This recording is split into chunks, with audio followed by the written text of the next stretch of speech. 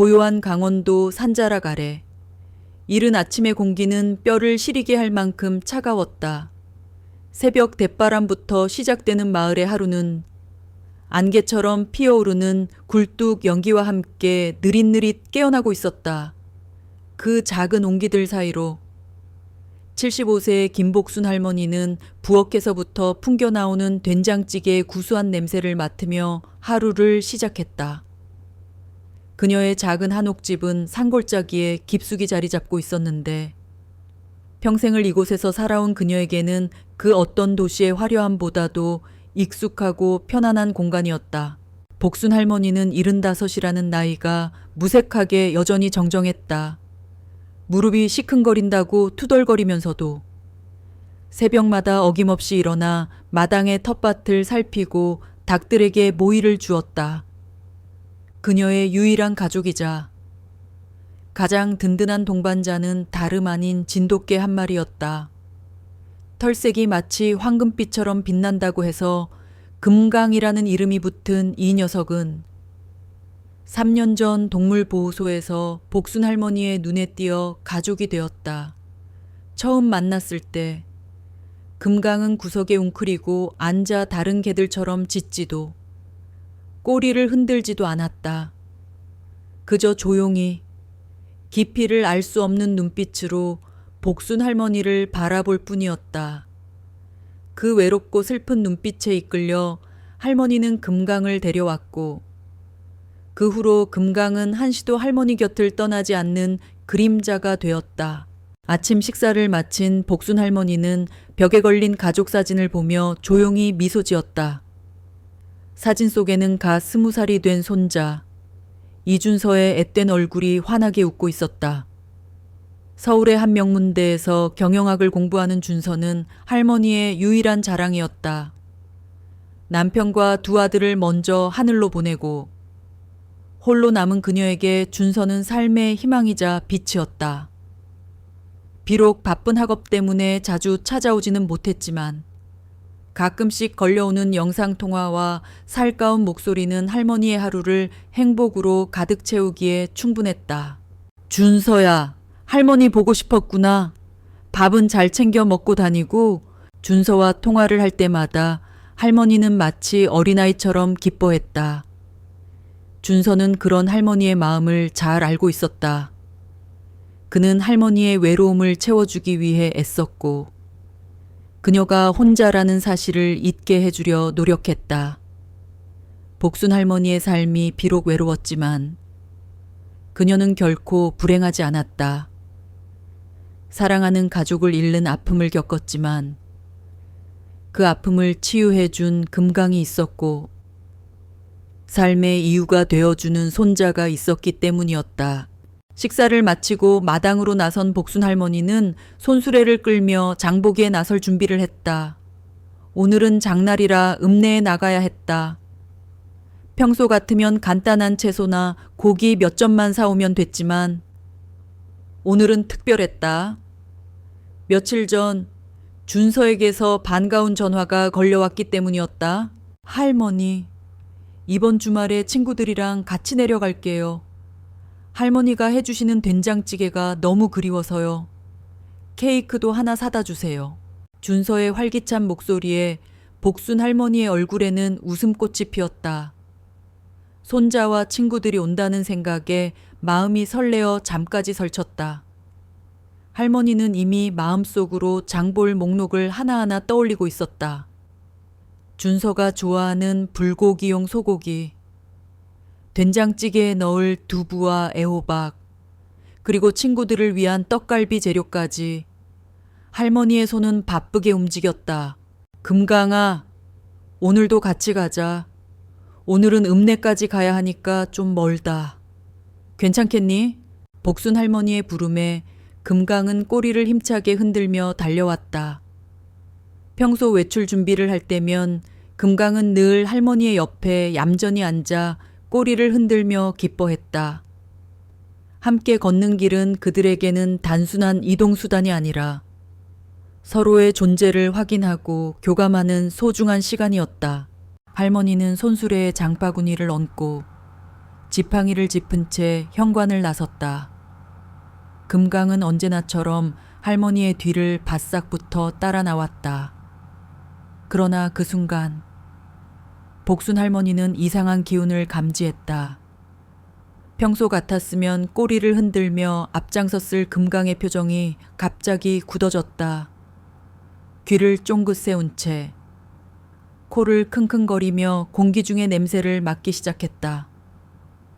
마치 보이지 않는 무언가를 경계하는 듯한 태도였다. 금강아, 왜 그래, 무슨 일이야? 복순 할머니의 의아한 목소리에도 금강은 반응하지 않았다. 그저 잔뜩 긴장한 채 온몸의 털을 곤두쓰고 주위를 살필 뿐이었다. 녀석의 눈빛에서는 평소의 온순함은 찾아볼 수 없었다. 오직 예민한 경계심만이 가득했다. 할머니는 찝찝한 기분을 느꼈지만 손자 생각에 서둘러 발걸음을 옮기려 했다. 바로 그때였다. 그르르르. 금강의 목구멍에서 낮고 위협적인 그르렁거리는 소리가 흘러나왔다. 평소에는 들을 수 없었던 소리였다. 할머니는 흠칫 놀라 걸음을 멈췄다.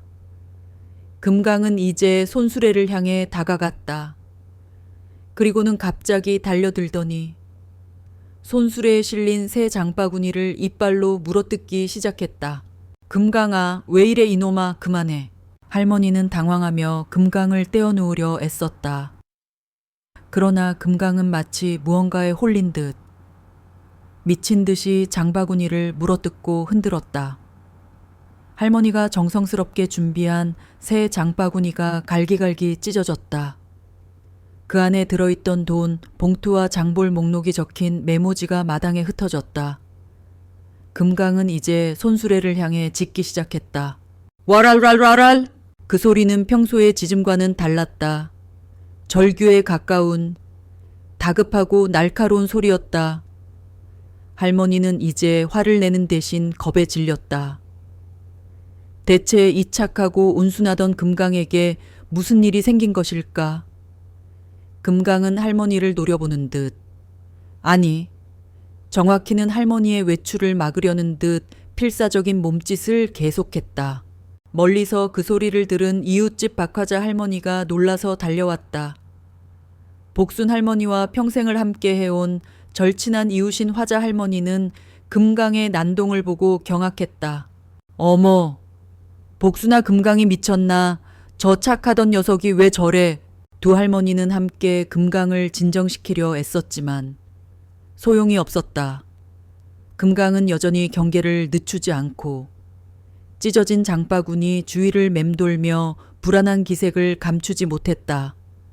마치 그 장바구니가 혹은 할머니의 외출이 엄청난 재앙을 불러올 것이라고 경고하는 것처럼 보였다. 복순 할머니는 손자 생각에 울컥했지만 금강의 눈빛에 담긴 간절함을 외면할 수 없었다. 이 작은 동물이 자신의 모든 것을 걸고 막으려는 이 외출에는 분명 그녀가 알지 못하는 무언가 위험한 일이 도사리고 있는 것 같았다. 할머니는 흩어진 돈 봉투와 메모지를 주워 담으며 결국 장보기를 포기하기로 결정했다. 금강의 행동이 단순한 투정이나 발작이 아니라는 것을 직감적으로 느꼈기 때문이었다. 녀석은 마치 보이지 않는 위험을 예견하는 파수꾼 같았다.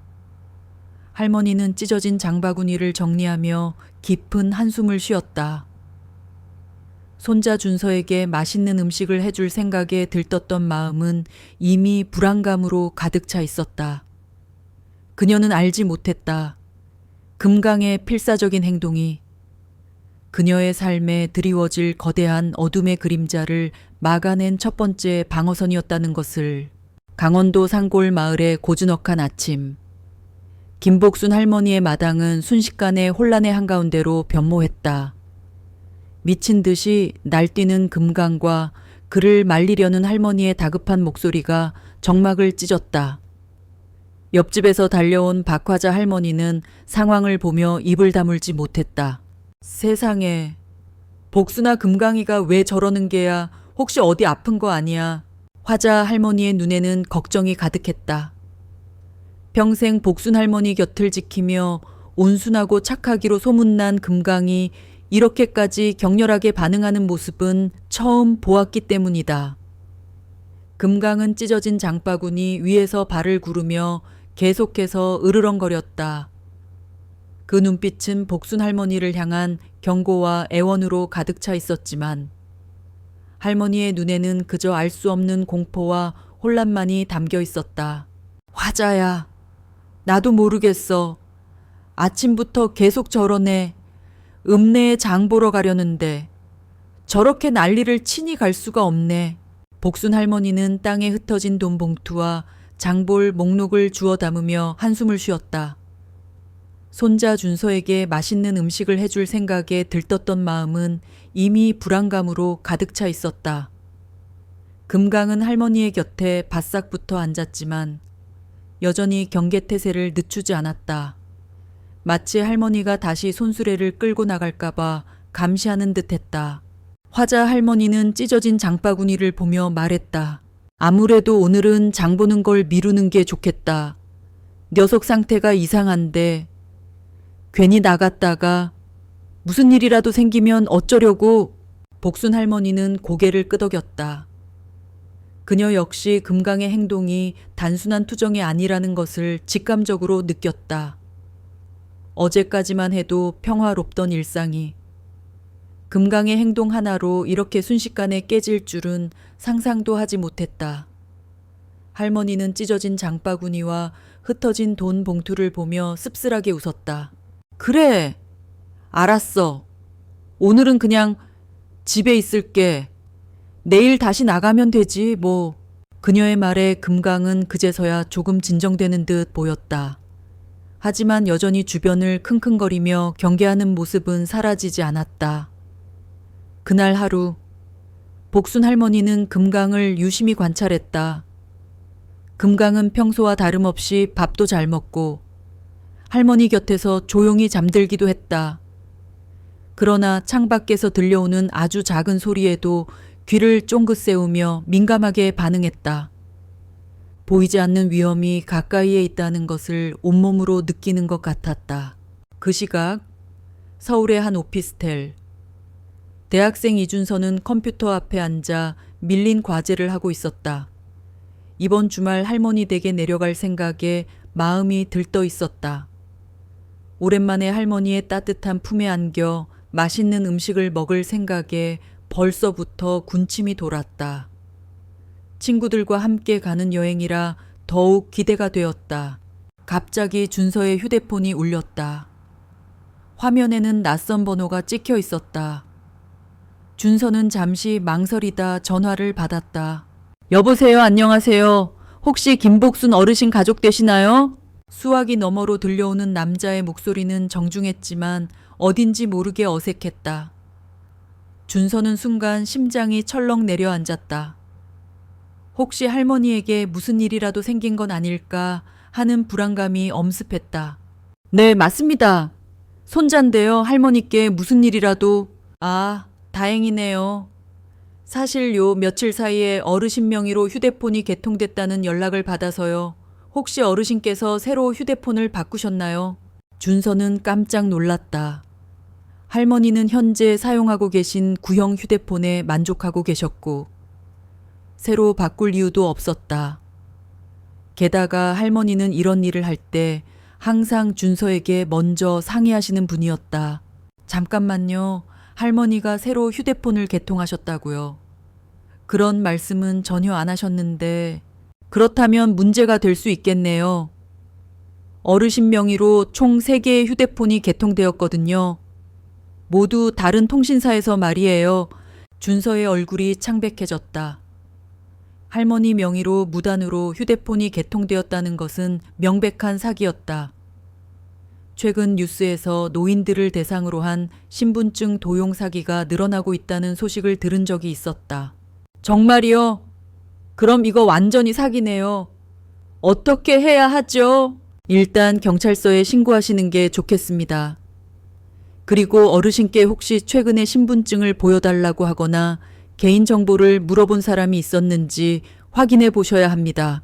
전화를 끊은 준서는 즉시 할머니께 전화를 걸었다. 그러나 전화벨만 계속 울릴 뿐 할머니는 받지 않으셨다. 평소 같으면 금방 받으시는데 이상했다. 준서는 불안한 마음에 여러 번 전화를 걸었지만 여전히 연결되지 않았다. 준서는 서둘러 인근 경찰서로 향했다. 마포경찰서 민원실에 도착한 준서는 상황을 설명했다. 담당 경찰관은 준서의 이야기를 듣고 심각한 표정을 지었다. 최근에 이런 사기가 정말 많이 발생하고 있어요. 특히 시골에 혼자 사시는 어르신들이 주요 타깃이 되고 있죠. 경찰관은 컴퓨터를 확인하며 말했다. 어르신 명의로 개통된 휴대폰들의 주소지를 확인해 보니 모두 다른 지역으로 되어 있네요. 이건 명백한 신분증 도용 사기입니다. 준서는 가슴이 철렁했다. 할머니가 사기를 당하신 건 분명했지만 지금 할머니의 안전 상태가 어떤지 알 수 없었다. 할머니께 연락이 닿지 않는 상황이 더욱 불안감을 키웠다. 경찰관님, 할머니께 지금 연락이 안 되는데 혹시 더 큰 위험에 처하신 건 아닐까요? 경찰관도 준서의 걱정을 이해했다. 일단 어르신이 계신 강원도 경찰서에 수사 협조 요청을 보내겠습니다. 그리고 관련 번호들과 주소지를 추적해서 수상한 움직임이 있는지 확인해 보죠. 경찰관은 즉시 컴퓨터에 수사 의뢰서를 작성하기 시작했다. 준서는 덧붙여 말했다. 아, 그리고 며칠 전에도 이상한 일이 있었어요. 저희 집 주소를 물어보는 전화가 왔었거든요. 처음에는 택배 관련인 줄 알았는데 나중에 생각해보니 이상했어요. 정확한 주소를 물어보더라고요. 할머니 주소 말이에요. 경찰관의 표정이 더욱 심각해졌다. 그렇다면 이미 할머니 대기 타깃으로 지정된 상태일 가능성이 높습니다. 사기단들이 미리 정보를 수집한 다음에 직접 찾아가는 경우가 많거든요. 준서는 등골이 오싹해졌다. 할머니가 홀로 계신 상황에서 사기꾼들이 직접 찾아갈 수도 있다는 말이었기 때문이다. 그럼 지금 당장 할머니가 위험한 상황인 건가요? 가능성이 있습니다. 강원도 쪽에 긴급히 연락해서 할머니 주변을 확인해 달라고 요청하겠습니다.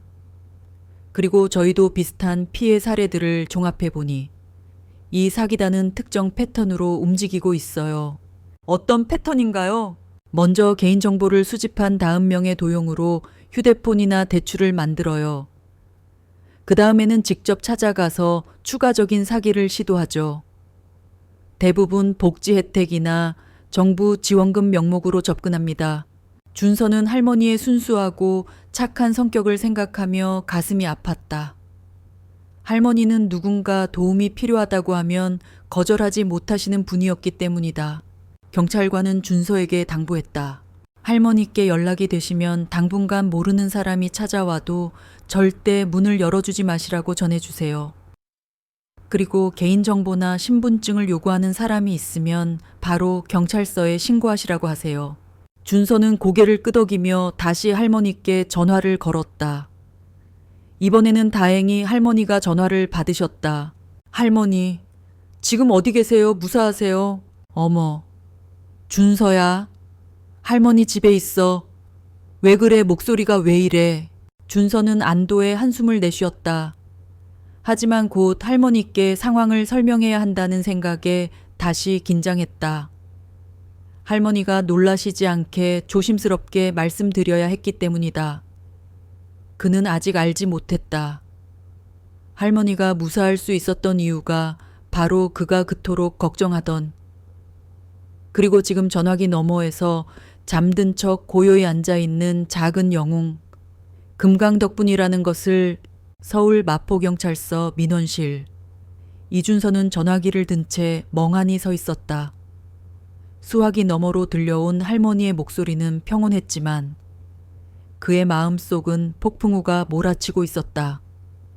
그는 지금 막 형사에게 들은 충격적인 사실을 머릿속에서 정리하려 애썼다. 할머니 명의로 개통된 세대의 휴대폰, 그리고 할머니 댁으로 향할지도 모르는 사기단의 움직임, 이 모든 것이 마치 잘 짜인 한 편의 스릴러 영화처럼 준서의 현실을 덮쳐왔다. 할머니, 다행이네요. 제가 지금 경찰서에 있는데. 준서는 조심스럽게 입을 열었다. 할머니가 놀라지 않게 상황을 설명해야 했다. 그러나 할머니는 이미 금강의 이상 행동으로 인해 심장이 내려앉은 상태였다. 준서야, 무슨 일이야? 혹시 할머니한테 무슨 일 생긴 거니? 금강이가 오늘 아침부터 이상하게 굴어서 장도 못 보고 집에 있었는데. 할머니의 목소리에서 불안감이 묻어났다. 준서는 할머니의 마음을 달래며 차분하게 설명했다. 아니요, 할머니, 아무 일도 없었어요.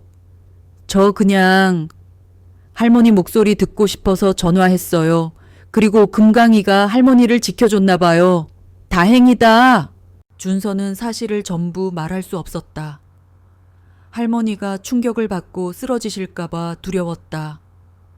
그는 할머니를 안심시키고 전화를 끊은 후 다시 형세계로 돌아갔다. 형사님, 할머니께서 전화를 받으셨습니다. 지금 집에 계신다고 하네요. 담당 형사인 정혁은 준서의 말을 듣고 고개를 끄덕였다. 그는 이미 강원도 경찰서에 협조 요청을 보낸 상태였다. 다행입니다.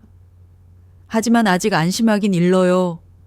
사기단이 언제, 어떤 방식으로 접근할지 모르니까요. 제가 좀 더 자세히 알아보고 할머니 댁 주변에 순찰차를 보내달라고 요청하겠습니다.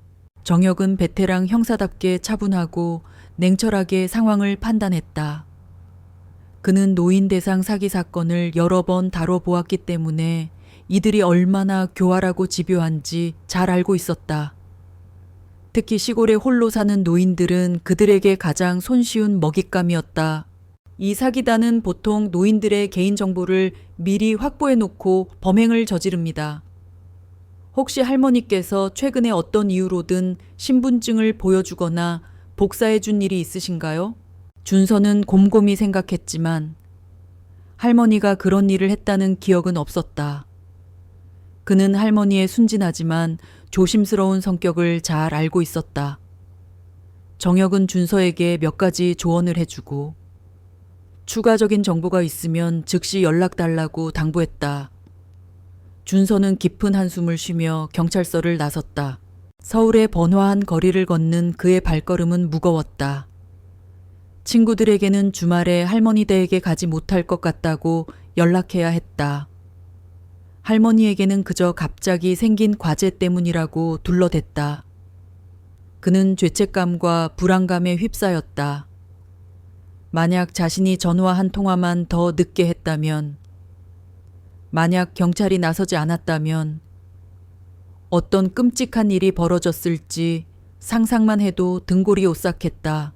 그는 할머니와 금강이 살고 있는 고요한 산골 마을을 떠올렸다. 그곳은 항상 평화롭고 안전한 공간이었다. 그러나 지금은 보이지 않는 위험이 도사리고 있는 곳이 되어버렸다. 준서는 할머니를 혼자 두었다는 사실에 스스로를 자책했다. 준서가 경찰서를 나선 지 얼마 지나지 않아 강원도 강릉경찰서에서는 긴급 순찰차가 발진했다. 준서의 신고를 접수한 정혁 형사가 신속하게 수사 협조를 요청했기 때문이었다. 베테랑 형사의 직감은 그에게 이 사건이 단순한 명예 도용 사기가 아님을 알려주고 있었다. 강원도 평창의 작은 마을. 복순 할머니의 집으로 향하는 길은 구불구불한 산길이었다. 순찰차의 사이렌 소리가 맑은 산 공기를 찢으며 멀리서부터 울려 퍼졌다. 마을 사람들은 갑작스러운 경찰차의 등장에 의아한 표정을 지었다. 한편 복순 할머니의 집에서는 금강이 여전히 경계태세를 늦추지 않고 있었다. 할머니는 금강의 머리를 쓰다듬으며 조용히 속삭였다. 금강아, 할머니가 안 나갈게. 그러니까 이제 괜찮아. 하지만 금강은 할머니의 말을 이해하지 못하는 것처럼 보였다. 아니, 정확히는 할머니의 말을 이해했지만 여전히 경계해야 할 무언가가 남아있다는 것을 알고 있는 듯했다. 녀석은 창문 밖을 뚫어지라 쳐다보며 낮은 그르렁거리는 소리를 냈다. 그 소리는 마치 멀리서 다가오는 위험에 대한 경고음 같았다. 복순 할머니는 금강의 불안한 모습에 다시 한번 마음이 무거워졌다. 그녀는 찢어진 장바구니를 버리고 내일 다시 새 것을 사야겠다고 생각하며 집 안으로 들어섰다. 그녀는 아직 알지 못했다. 사기단이 노리는 것이 단순한 개인정보나 소액 대출이 아니라 그녀의 평생을 바친 땅과 집이었다는 것을. 이 모든 상황의 시작은 보름 전으로 거슬러 올라간다. 사기단은 이미 오래전부터 복순 할머니를 목표로 삼고 있었다. 그들은 치밀하고 교활하게 움직였다. 먼저 노인들의 취약한 심리를 파고들었다. 어르신, 혹시 정부에서 지급하는 특별 지원금에 대해 아시나요? 간단한 서류 작업만 하시면 바로 받으실 수 있습니다. 사기단은 공공기관을 사칭하여 전화를 걸어 복순 할머니의 개인정보를 빼내려 했다. 하지만 할머니는 워낙 조심스러운 성격이라 수상한 전화는 바로 끊어버렸다. 이에 사기단은 수법을 바꿨다. 그들은 가짜 설문조사를 통해 할머니의 이름, 주소, 그리고 남편과 아들들이 이미 세상을 떠났다는 사실까지 알아냈다. 이 정보들을 바탕으로 그들은 할머니의 명의를 도용하여 3개의 휴대폰을 개통했고 소액 대출까지 신청했다. 이 모든 것은 할머니가 알지 못하는 사이에 은밀하게 진행되었다. 이들은 마지막 단계인 방문 사기를 위해 할머니가 외출할 시간을 노리고 있었다. 보통 노인들이 장날이나 병원에 가는 시간을 파악하고 그 타이밍에 맞춰 접근하는 것이다. 복순 할머니는 그저 손자를 위해 맛있는 음식을 해주고 싶었을 뿐이었다. 그러나 그 순수한 마음이 그녀를 보이지 않는 위험 속으로 몰아넣고 있었다. 그리고 그 위험을 막아선 것은 다름 아닌 그녀의 곁을 지키는 작은 영웅, 금강이었다. 금강의 불안한 눈빛과 그르렁거리는 소리는 단순한 동물의 본능이 아니었다. 그것은 마치 과거의 아픈 기억이 되살아나 다시는 같은 비극을 되풀이하지 않겠다는 굳은 의지처럼 보였다. 그날 아침 금강이 장바구니를 물어뜯고 난리를 친 것은 단순한 장난이 아니라 할머니가 집 밖으로 나가는 것을 필사적으로 막으려는 절규에 가까웠다. 마을 어귀로 들어서는 순찰차의 불빛이 보였다. 정혁 형사가 운전하는 순찰차는 천천히 마을 안으로 진입했다. 복순 할머니의 집 근처에 다다르자 정혁의 눈이 날카롭게 빛났다. 그는 멀리서 할머니의 집을 뚫어지라 쳐다보고 있는 검은색 승용차 한 대를 발견했다. 승용차 안에는 남성 2명이 앉아 있었는데 그들의 눈빛은 경계심으로 가득 차 있었다. 순찰차를 보자마자 그들은 재빨리 시동을 걸고 도망치려 했다. 정혁은 즉시 무정이를 들고 외쳤다. 본부, 용의 차량 발견, 검은색 승용차, 번호판 56마 8920, 도주 중입니다. 지원 요청합니다. 그리고 그는 순찰차의 사이렌을 다시 울리며 도주하는 차량을 쫓기 시작했다. 복순 할머니의 집에서는 금강이 창밖으로 보이는 경찰차와 도망치는 검은색 차량을 번갈아 보며 짖고 있었다.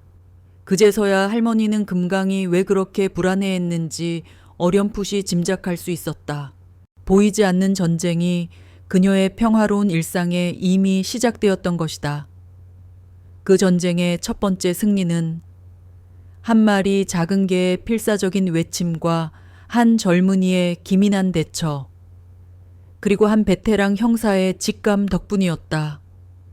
그러나 이것은 시작에 불과했다. 진짜 위기는 아직 끝나지 않았다. 강원도의 맑고 차가운 공기를 가르며 경찰 순찰차와 검은색 승용차의 추격전이 벌어졌다. 좁고 구불구불한 시골길은 속도를 내기에 불리했지만 정혁 형사는 노련한 운전기술로 거리를 좁혀 나갔다. 준서의 신고가 아니었다면 그는 이 작은 마을에서 사기단을 마주치리라고는 상상도 못했을 것이다. 사기단이 직접 움직인다는 것은 그만큼 할머니 댁이 중요한 표적이라는 의미였다. 그들의 타깃은 단순히 돈이 아니라 명예 도용을 통해 더 큰 범죄를 저지르려 했던 것이다. 검은색 승용차는 마치 지형을 훤히 꿰고 있는 듯 골목골목을 빠르게 빠져나갔다. 정혁은 그들이 이 지역에 대해 미리 조사를 해두었음을 직감했다. 이들은 단순한 소매치기범이 아니라 오랜 시간 치밀하게 계획을 세워 범행을 저지르는 조직이었다. 정혁은 무정의를 쥐고 지원을 요청하며 추격의 고삐를 늦추지 않았다. 한편 복순 할머니는 집안에서 창밖을 내다보며 불안한 눈빛으로 경찰차와 검은색 차량의 추격전을 지켜보고 있었다. 그녀의 옆에는 금강이 얌전히 앉아 있었지만 여전히 창밖을 향해 귀를 쫑긋 세우고 있었다. 녀석의 눈빛은 마치 내가 옳았죠 라고 말하는 듯 했다. 할머니는 그제야 금강이 왜 그렇게까지 필사적으로 자신의 외출을 막았는지 깨달았다. 금강은 그녀가 알지 못하는 위험을 감지하고 있었던 것이다. 추격전은 5분 남짓 이어졌다. 결국 검은색 승용차는 막다른 골목에서 오도 가도 못하는 신세가 되었다. 정혁은 순찰차에서 내려 재빨리 용의자들에게 수갑을 채웠다. 용의자들은 순순히 체포에 응했지만 그들의 눈빛에는 굴욕감과 함께 다음을 기약하는 듯한 섬뜩함이 서려 있었다. 정혁은 용의자들의 신분증을 확인하고 그들의 차량을 수색했다. 차량 안에서는 예상대로 여러 노인들의 신분증 사본과 개인정보가 담긴 서류들이 무더기로 발견되었다. 그 속에는 김복순 할머니의 신분증 사본도 들어 있었다. 정혁은 할머니가 얼마나 큰 위험에 처해 있었는지 깨닫고 준서에게 다시 전화를 걸었다. 준서 씨, 방금 용의자들을 검거했습니다. 할머니께 무슨 일이 생기기 전에 도착해서 다행입니다. 준서는 안도의 한숨을 내쉬었다. 정말 감사합니다. 형사님, 제 할머니는 무사하신가요? 예고 다행히 무사하십니다. 용의자들은 할머니 댁을 방문하려던 참이었던 것 같습니다. 차 안에서 할머니의 신분증 사본과 관련 서류들을 발견했습니다. 이들은 치밀하게 움직이는 조직입니다. 전화를 끊은 준서는 온몸의 긴장이 풀리며 자리에 주저앉았다. 할머니가 무사하다는 사실에 안도했지만 동시에 자신의 무력함을 느꼈다. 서울에 있는 자신은 할머니를 보호하기 위해 아무것도 할 수 없었다. 그저 전화 한 통화로, 그리고 한 마리의 개와 한 명의 형사의 도움을 받아야만 했다. 그는 할머니를 다시 혼자 두지 않겠다고 다짐했다. 그날 오후 복순 할머니의 집에는 정혁 형사가 찾아왔다. 그는 할머니에게 사건의 전말을 자세히 설명했다.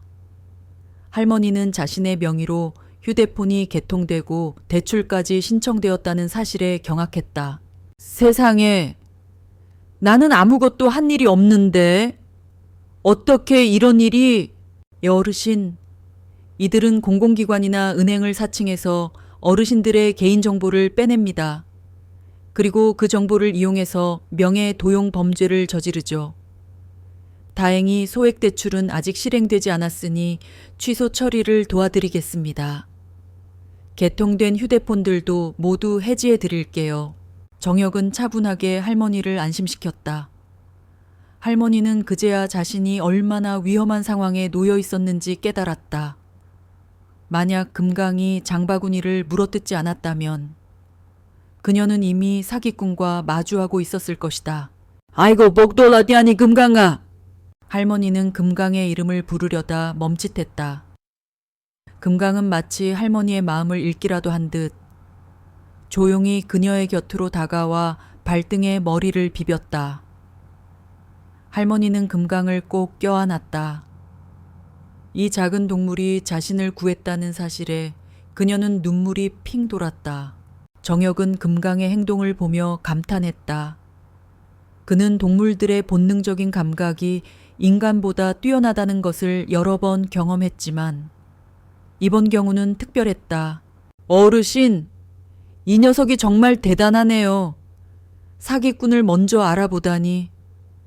혹시 이 녀석이 평소에도 이런 행동을 보이나요? 아니요, 전혀요. 평소에는 낯선 사람에게도 꼬리 흔들며 애교를 부리는 착한 녀석이었는데 오늘 아침에는 장바구니를 물어뜯으며 난리를 쳐서 제가 혹시 어디 아픈가 걱정했어요. 할머니의 말에 정혁은 무언가 직감적으로 떠올렸다. 그는 과거에 자신이 다루었던 한 사건을 떠올렸다. 인천의 한 빌레에서 홀로 살던 노인이 보이스피싱 사기로 전 재산을 잃고 스스로 목숨을 끊었던 사건이었다. 그 노인에게도 진돗개 한 마리가 있었다. 그 개는 주인이 사기를 당하는 동안 끊임없이 짖고 발버둥 쳤다고 했다. 하지만 주변 사람들은 그 개의 행동을 이해하지 못했고 결국 비극을 막지 못했다. 정혁은 금강의 눈빛에서 그 개와 비슷한 슬픔과 절망을 읽었다. 그는 금강의 과거가 궁금해졌다. 어르신, 혹시 금강이를 어디서 데려오셨는지 여쭤봐도 될까요? 3년 전쯤에 읍내에 있는 동물보호소에서 데려왔어요. 처음에는 구석에 웅크리고 앉아서 아무도 관심 갖지 않았는데 녀석 눈빛이 너무 슬퍼 보여서. 정혁은 고개를 끄덕였다. 그는 자신의 직감이 틀리지 않았음을 확신했다. 그는 할머니를 안심시키고 몇 가지 주의사항을 알려준 후 경찰서로 돌아갔다. 그는 할머니의 안전을 확보하는 것과 동시에 금강의 과거를 추적해야겠다는 강한 충동을 느꼈다. 그날 저녁, 정혁은 퇴근 후에도 늦은 시간까지 컴퓨터 앞에 앉아 있었다. 그는 전국 동물보호소의 기록을 뒤졌다. 3년 전 인천의 한 동물보호소에서 이송된 진돗개, 혹시나 하는 마음에 인천경찰서에 연락해 과거 사건 기록을 요청했다. 인천경찰서 소속의 베테랑 형사 김영호는 정혁의 요청에 의아해했다. 정혁아, 그게 벌써 3년 전 사건인데 그걸 왜 찾아? 형님, 제 직감입니다. 지금 강원도에서 노인 사기범을 잡았는데 피해자 할머니의 개가 범인을 먼저 알아보고 난리를 쳤습니다. 그 개가 혹시 그 사건의 개일 수도 있다는 생각이 들어서요. 김영호는 정혁의 집요함에 감탄하며 사건 파일을 찾아주었다.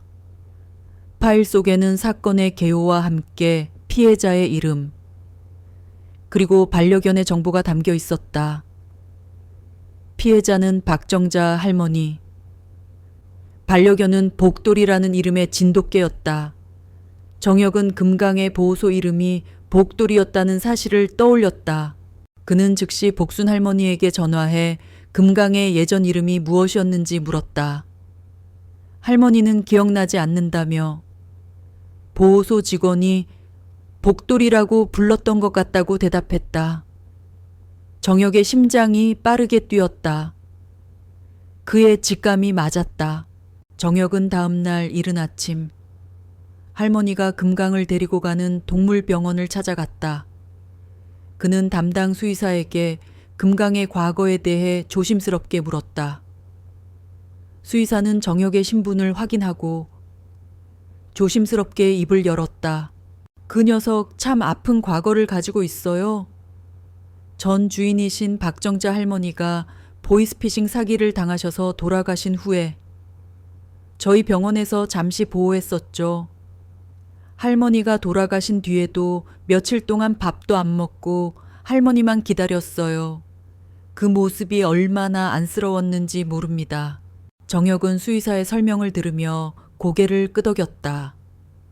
모든 퍼즐 조각이 맞춰지는 순간이었다. 금강의 불안한 눈빛과 사기꾼을 향한 격렬한 반응은 모두 과거의 트라우마 때문이었다.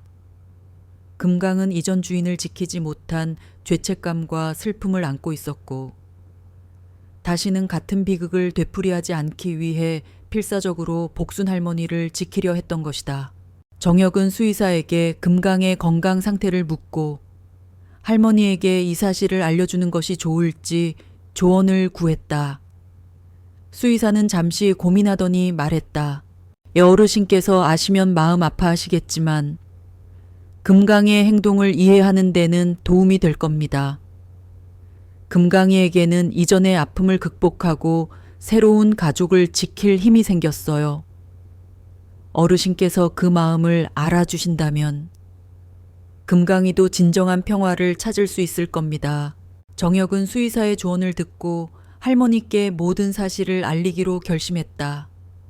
이 이야기는 단순한 사기 사건이 아니라 상처받은 동물과 외로운 노인의 만남, 그리고 서로를 구원하는 가슴 따뜻한 드라마였다.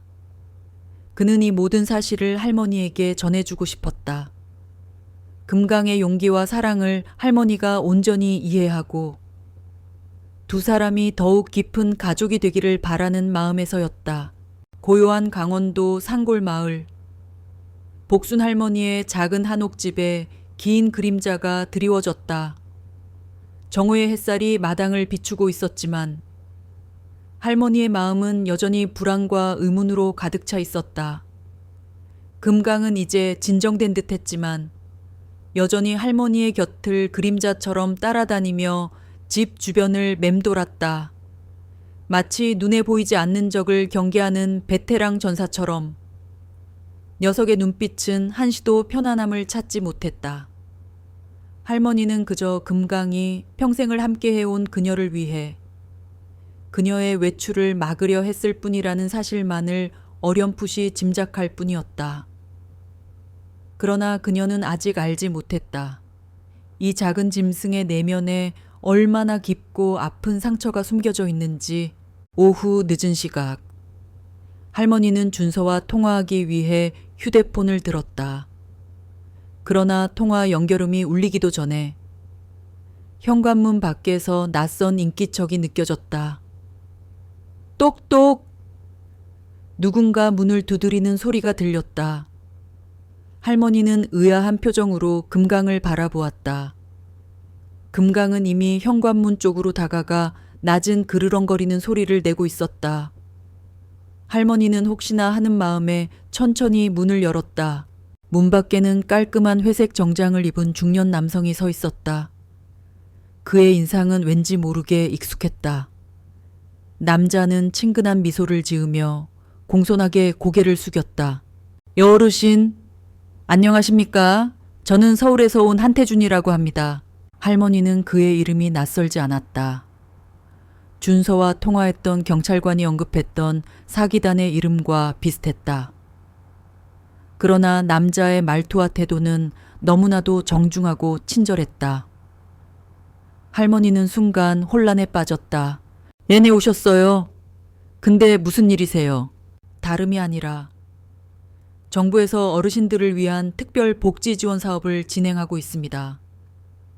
어르신께서도 대상자로 선정되셔서 간단한 서류만 작성하시면 지원금을 받으실 수 있습니다. 남자는 가방에서 서류 몇 장을 꺼내 할머니에게 보여주었다. 서류의 상단에는 정부 기관의 로고와 함께 노인복지지원금이라는 글씨가 선명하게 박혀 있었다. 할머니는 순간 마음이 흔들렸다. 요즘 들어 물가가 너무 올라 생활비가 빠듯했고 손자 준서의 학자금 보태줄 생각에 항상 마음 한구석이 무거웠기 때문이었다. 남자는 할머니의 망설임을 놓치지 않고 말을 이었다. 어르신, 걱정하지 마세요. 어려운 절차는 전혀 없습니다.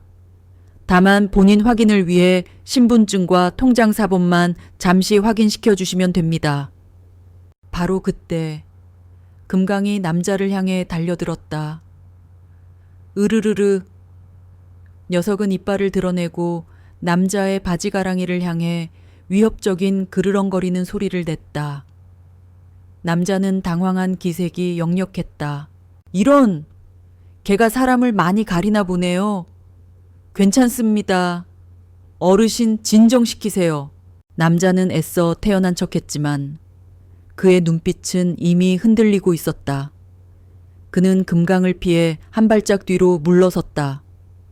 하지만 금강은 물러서지 않았다. 오히려 더욱 흥분하며 남자의 발치를 맴돌았다. 할머니는 금강의 행동에 당황하며 남자를 향해 연신 사과했다. 아이고, 죄송해요. 우리 개가 평소에는 안 그러는데 왜 저러는지 모르겠네요. 괜찮습니다. 어르신, 그럼 서류는 차 안에서 작성하시는 게 어떨까요? 녀석이 진정될 때까지 기다릴 수도 없으니. 남자의 제안에 할머니는 순간 주저했다. 준서가 했던 모르는 사람이 찾아와도 문을 열어주지 마세요. 라는 말이 머릿속을 스쳐 지나갔다. 하지만 남자의 친절한 태도와 정부 지원금이라는 솔깃한 말에 그녀의 마음은 다시 흔들렸다. 그녀는 남자를 따라가기 위해 현관문을 나서려 했다. 그 순간 금강이 할머니의 앞을 가로막았다.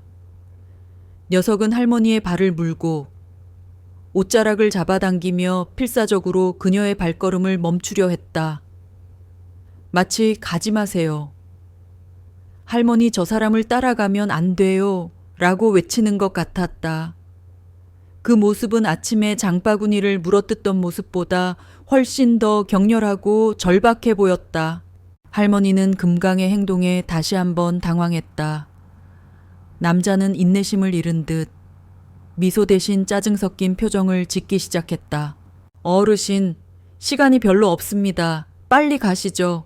남자는 이제 친절한 가면을 벗어던지고 본색을 드러냈다. 그의 눈빛은 차갑게 빛났고 목소리에는 날카로운 기운이 서려 있었다. 할머니는 겁에 질려 뒤로 물러섰다. 금강은 그런 할머니를 보호하듯 남자에게 더욱 거세게 짖기 시작했다. 우르르르! 와랄라라랄! 그 소리는 단순한 개의 짖음이 아니었다. 그것은 마치 금강의 내면에 숨겨져 있던 모든 상처와 분노가 폭발하는 것처럼 들렸다. 금강은 남자를 향해 맹렬히 달려들었다. 남자는 순간적으로 당황하며 뒷걸음질 쳤다. 그는 금강의 눈빛에서 단순한 공격성을 넘어선 깊은 증오와 분노를 읽었기 때문이었다. 금강은 마치 남자가 누구인지 그리고 어떤 일을 벌이려는지 알고 있는 것처럼 보였다. 바로 그때 멀리서 희미한 사이렌 소리가 들려왔다. 남자의 얼굴이 사색이 되었다. 그는 급히 할머니에게서 등을 돌리고 자신의 차로 향했다. 사이렌 소리가 점점 커지며 마을 어귀에 멈춰섰다. 경찰차에서 정혁 형사가 급히 내렸다. 한태준 씨? 사기 혐의로 긴급 체포합니다. 도주하지 마십시오. 남자는 마지막까지 도망치려 발버둥 쳤지만 이미 늦었다. 정혁 형사는 능숙하게 남자를 제압하며 수갑을 채웠다. 그제서야 금강은 짖음을 멈추고 할머니의 곁에 얌전히 앉았다. 하지만 여전히 남자를 향한 경계의 눈빛은 거두지 않았다. 할머니는 다리에 힘이 풀려 주저앉았다. 금강이 아니었다면 그녀는 이미 사기꾼의 채 올라탔을 것이다.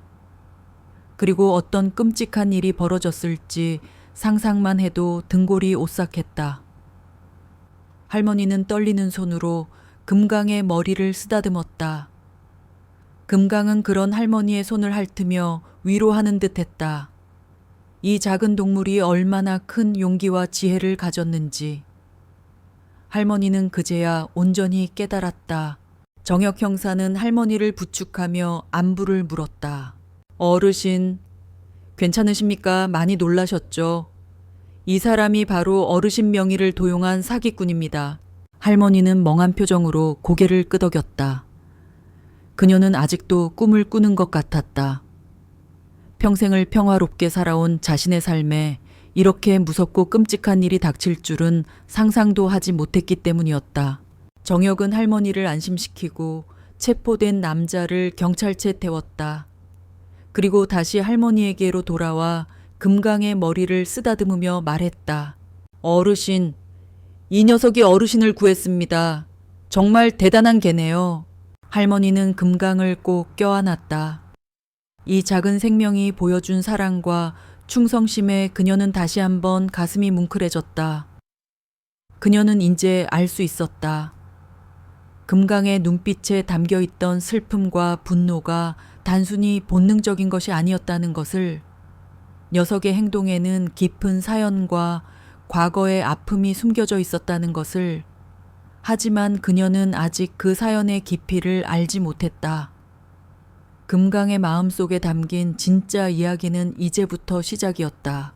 강원도의 작은 마을 경찰서. 정혁 형사는 체포된 한태준을 신문하고 있었다. 태준은 처음에는 묵비권을 행사하며 입을 다물었지만 정혁의 끈질긴 추궁과 증거물 제시 앞에 결국 무너지기 시작했다.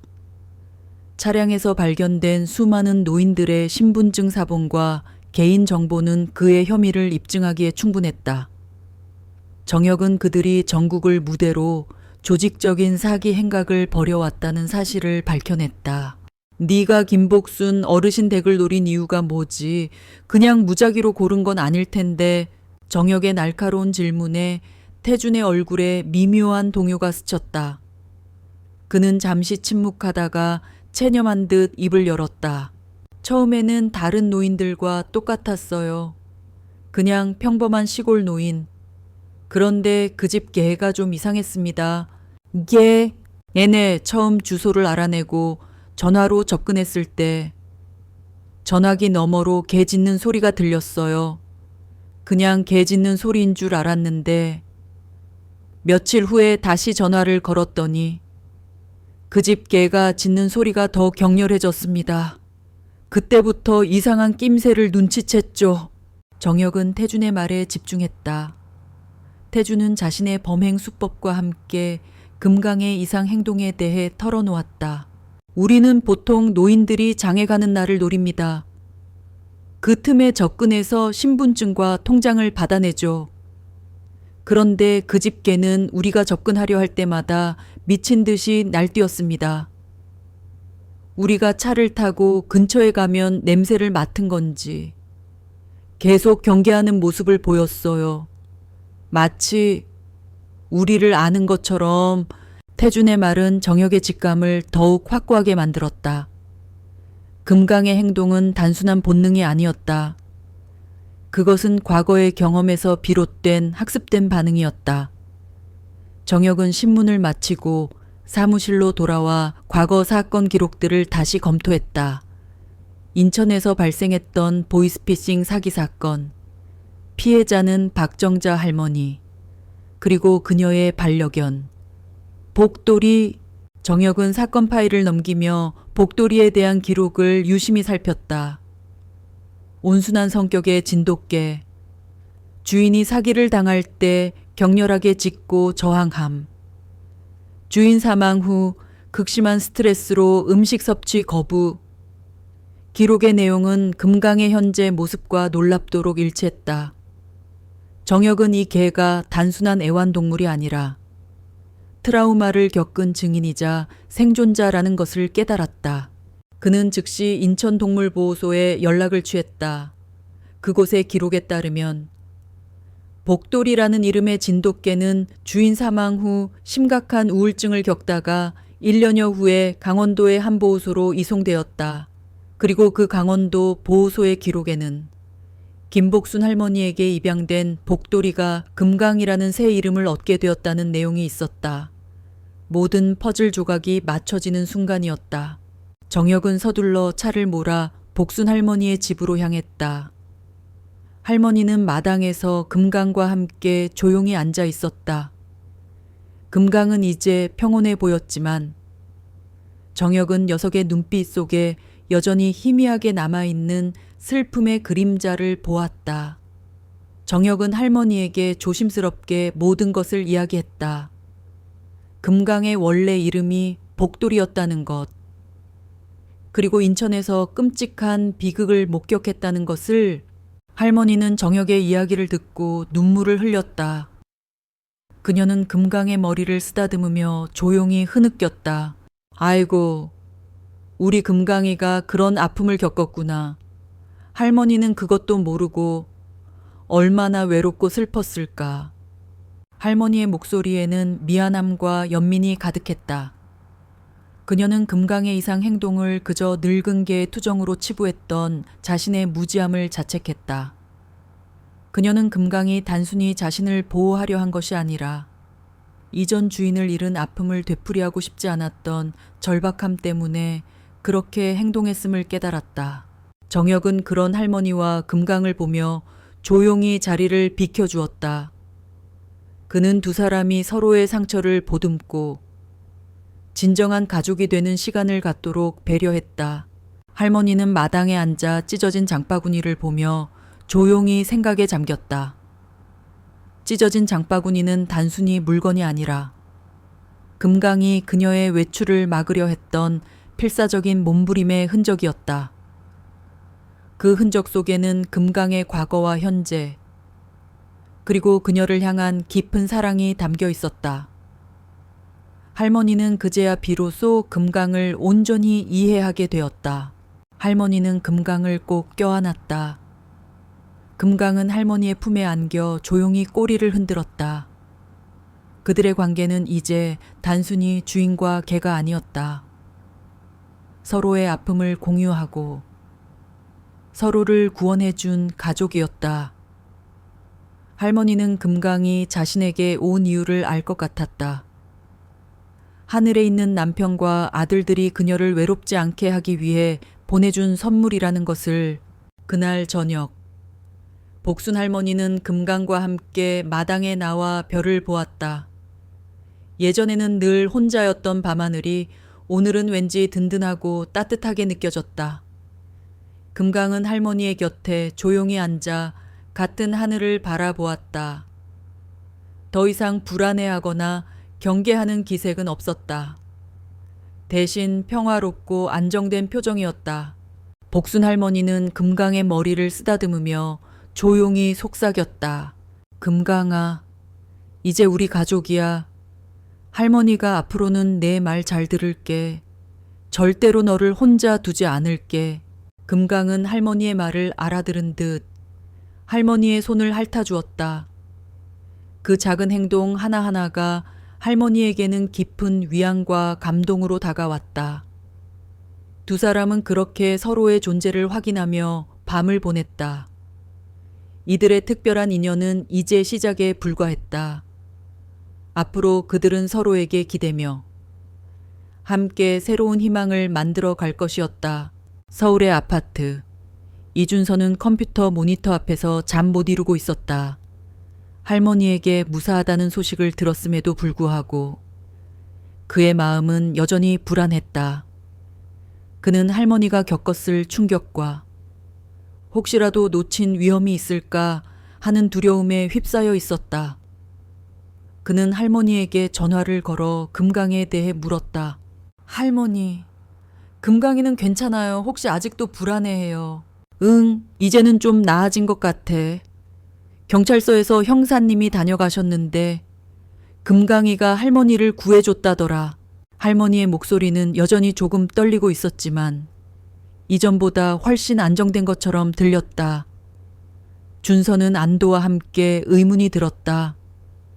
단순히 개가 수상한 사람에게 짖은 것만으로 어떻게 할머니를 구했다는 것일까? 할머니는 그날 있었던 일을 자세히 설명해 주었다. 사기꾼이 복지 지원금을 준다며 접근했고 금강이 필사적으로 그를 막아섰다는 이야기, 그리고 경찰이 때마침 도착하여 사기꾼을 체포했다는 것까지. 준서는 할머니의 이야기를 들으며 소름이 돋았다. 금강의 행동이 단순한 본능이 아니라 마치 누군가의 명령을 받은 것처럼 치밀하게 할머니를 보호했다는 사실에 놀랐다. 그는 금강의 행동에 숨겨진 의미를 찾기 위해 인터넷 검색창에 개, 사기꾼, 경계와 같은 키워드를 입력했다. 그러나 아무리 검색해도 만족스러운 답을 찾을 수 없었다. 걔가 특정 사람의 직업이나 의도를 알아본다는 것은 상식적으로 불가능했기 때문이다. 그는 잠시 생각에 잠겼다. 그리고 문득 할머니의 말 속에서 실마리를 찾았다. 금강은 보호소에서 온 개였다. 혹시 이 개의 과거에 무언가 특별한 사연이 있는 것은 아닐까? 준서는 즉시 인천에 있는 동물보호소에 연락을 취했다. 그곳 직원은 개인정보라 알려줄 수 없다고 했지만 준서는 자신의 할머니가 겪은 일을 설명하며 간절하게 부탁했다. 저희 할머니를 구해준 개입니다. 제발 이 개의 과거에 대해 알려주실 수 없을까요? 저희 가족에게는 너무나 소중한 존재가 되었거든요. 준서의 진심 어린 부탁에 직원은 잠시 망설이다. 과거의 기록을 찾아보기로 했다. 그리고 며칠 후 준서에게 충격적인 내용이 담긴 한 통의 이메일이 도착했다. 이메일에는 금강의 과거에 대한 짧은 설명과 함께 금강의 예전 이름이 복돌이었고 이전 주인은 인천에 살던 박정자 할머니였다는 사실이 적혀 있었다. 그리고 충격적이게도 박정자 할머니는 3년 전 보이스피싱 사기를 당해 전 재산을 잃고 돌아가셨다는 내용이 덧붙여져 있었다. 준서는 이메일을 읽는 내내 온몸에 털이 곤두섰다. 금강의 주인이 사기로 인해 비극적인 죽음을 맞이했다는 사실, 그리고 금강이 그 모든 것을 눈앞에서 지켜보았다는 사실. 금강은 단순한 개가 아니었다. 그것은 사랑하는 주인을 지키지 못한 죄책감과 슬픔을 평생 안고 살아온 상처 입은 영혼이었다. 금강이 장바구니를 물어뜯고 사기꾼에게 격렬하게 짖었던 모든 행동이 이제야 이해가 되었다. 그것은 단순히 할머니를 위한 것이 아니라 다시는 같은 비극을 되풀이하지 않겠다는 굳은 의지였다. 금강은 할머니의 외출이 이전 주인의 비극적인 선택으로 이어지는 첫걸음이 될 수도 있다고 생각했을 것이다. 준서는 즉시 할머니께 전화를 걸어 이메일 내용을 모두 설명했다. 할머니는 준서의 이야기를 듣고 아무 말도 하지 못했다. 그저 수화기 너머로 할머니의 흐느끼는 소리만이 들려왔다. 할머니는 금강을 꼭 껴안고 눈물을 흘렸다. 아이고, 우리 금강이 얼마나 힘들었을까. 할머니는 그것도 모르고 네 마음을 몰라줘서 정말 미안하다. 할머니는 금강의 머리를 쓰다듬으며 조용히 속삭였다. 금강은 그런 할머니의 품에 안겨 가만히 겸 있었다.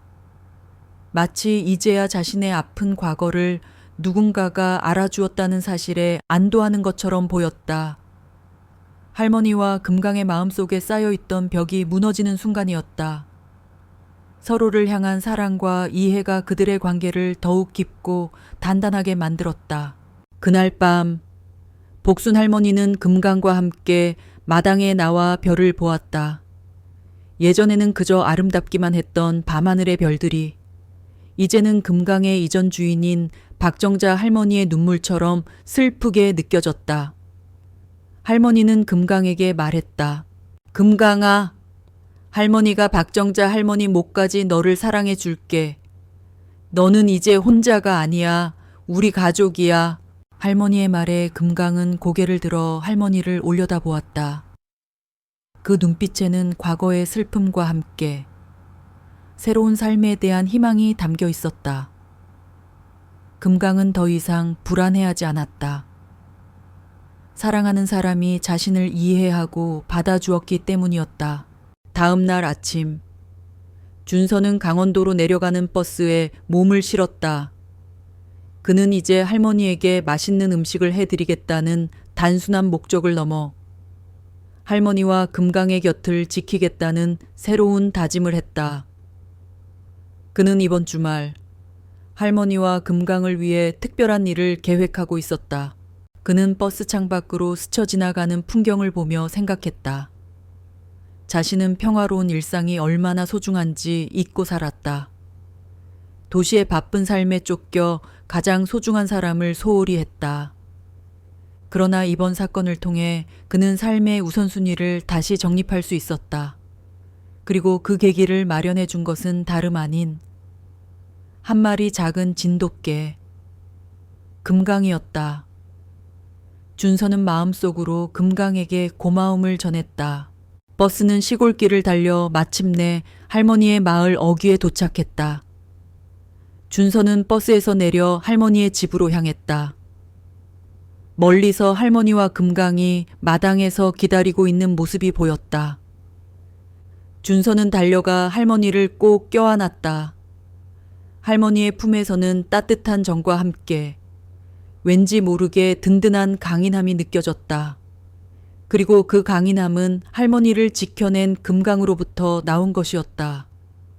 그들의 특별한 인연은 이제 새로운 장을 열 준비를 하고 있었다. 강원도의 맑은 햇살이 이준서의 얼굴을 비추었다. 준서는 버스에서 내려 할머니 댁으로 향하는 길을 성큼성큼 걸었다. 오랜만에 맡는 고향의 흙냄새와 싱그러운 풀냄새가 그의 마음을 편안하게 했다. 하지만 동시에 할머니와 금강의 아픈 사연을 떠올리며 마음 한구석이 아릿했다. 그는 이제 할머니와 금강을 다시 혼자 두지 않겠다는 굳은 다짐을 했다. 마을 어귀에 들어서자 멀리서 할머니와 금강이 그를 기다리고 있는 모습이 보였다.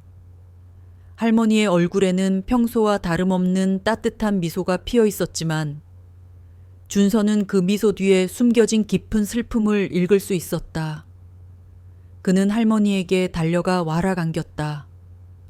할머니의 품은 여전히 따뜻하고 포근했지만 이전과는 다른 왠지 모르게 강인하고 든든한 힘이 느껴졌다.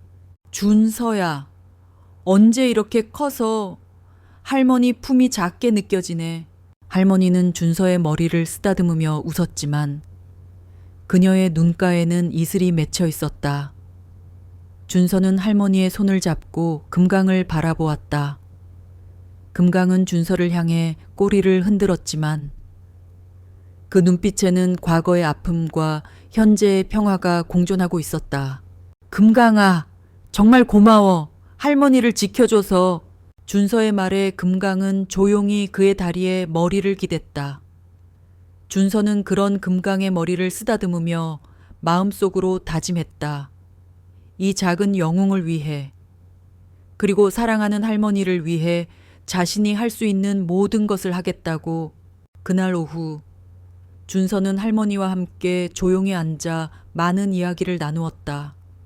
그는 할머니께 도시의 삶과 학업에 대해 이야기했고 할머니는 금강과의 소중한 일상을 들려주었다.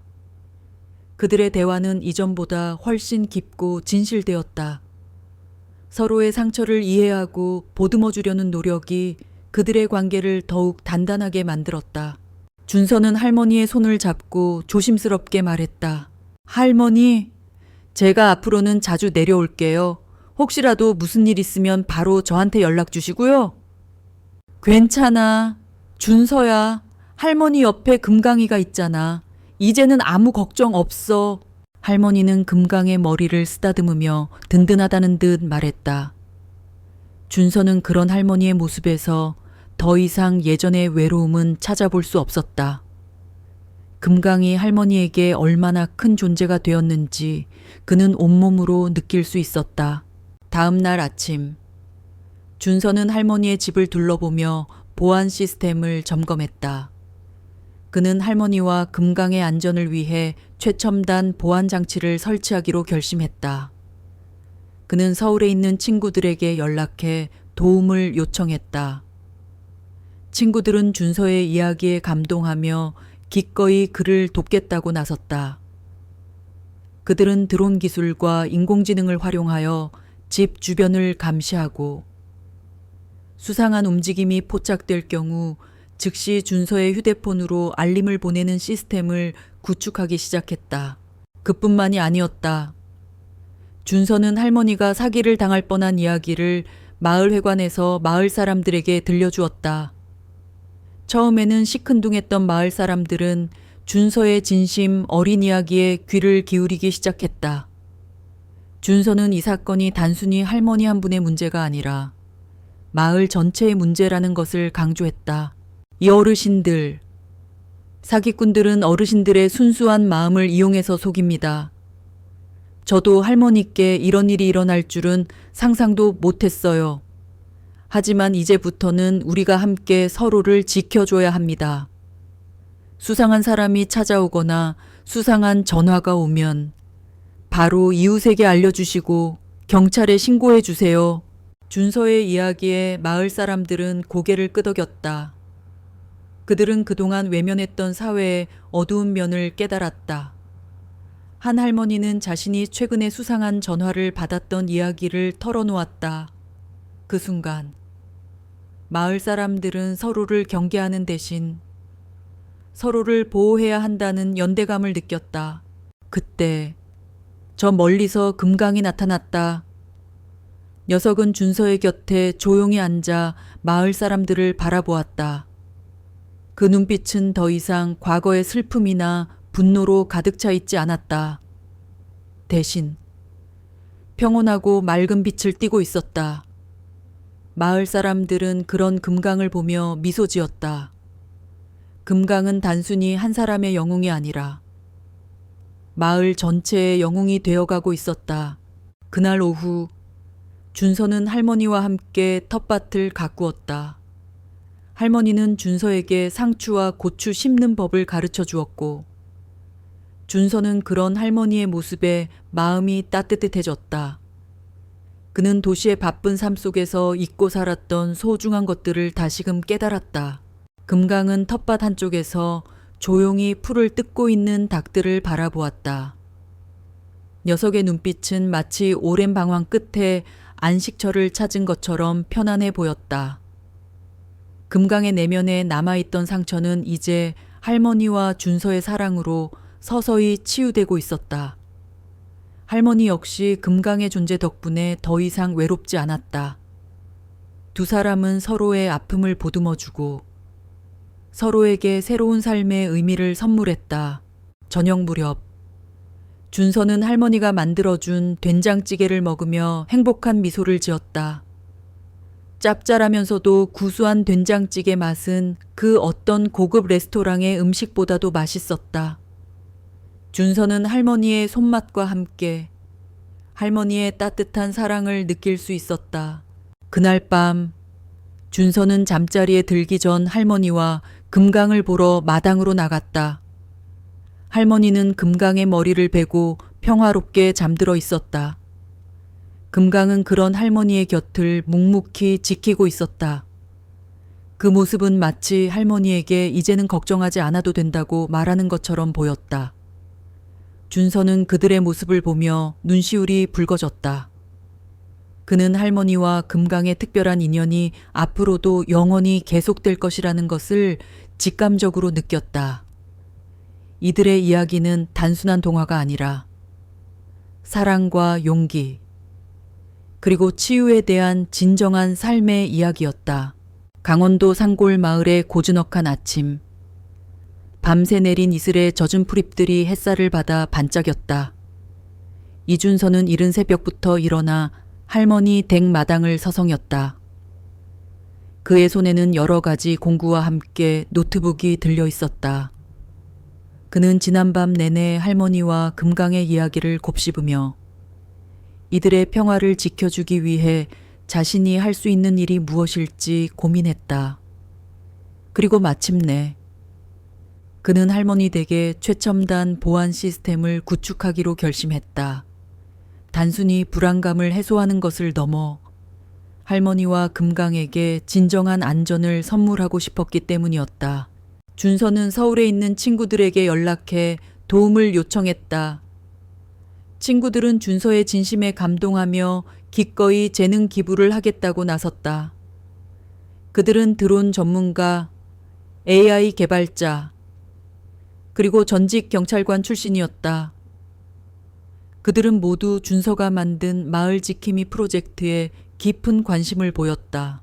먼저 드론 전문가인 민주는 작은 드론을 띄워 집 주변을 360도로 촬영했다. 드론은 집 마당과 텃밭, 그리고 집으로 향하는 길목을 꼼꼼히 촬영하며 잠재적인 위험 요소를 파악했다. 다음으로 AI 개발자인 지수는 드론이 촬영한 영상을 분석하여 수상한 움직임이나 낯선 차량이 감지될 경우 즉시 준서의 휴대폰으로 알림을 보내는 프로그램을 개발했다. 이 시스템은 단순히 CCTV를 넘어 스스로 위험을 판단하고 경고하는 지능형 보안 시스템이었다. 그뿐만이 아니었다.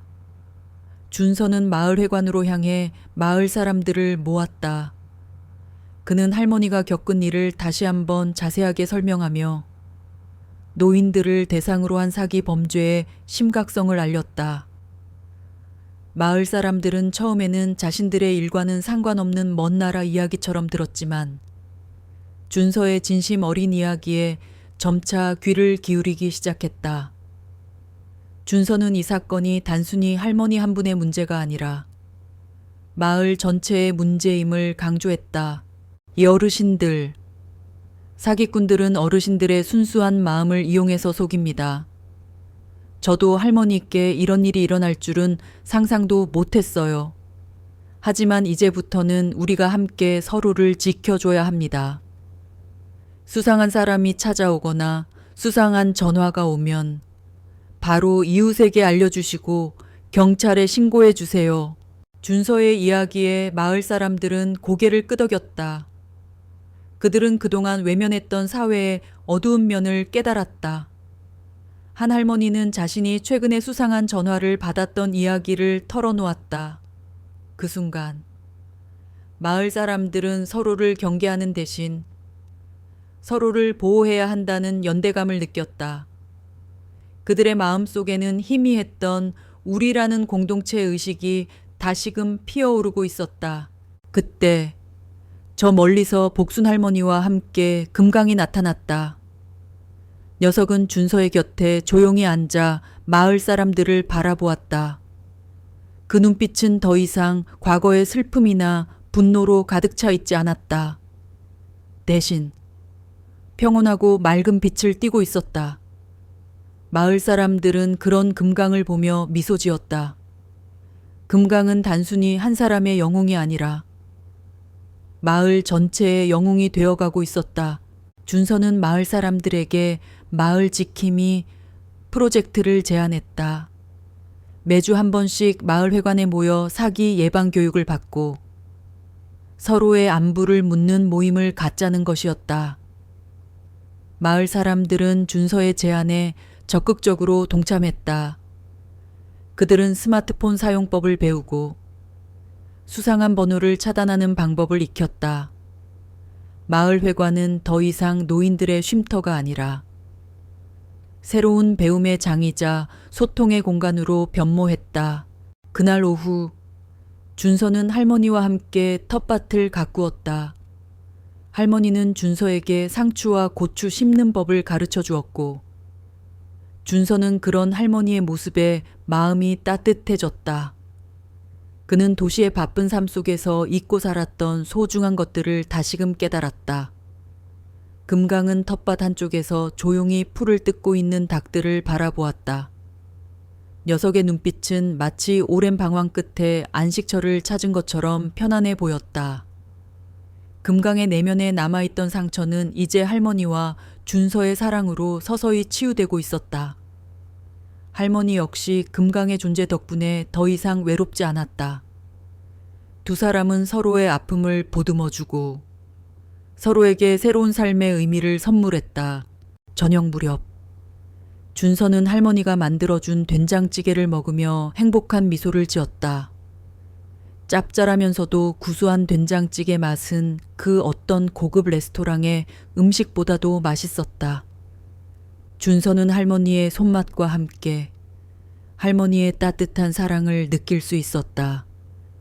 금강은 식사를 마친 준서의 옆에 얌전히 앉아 꼬리를 흔들었다.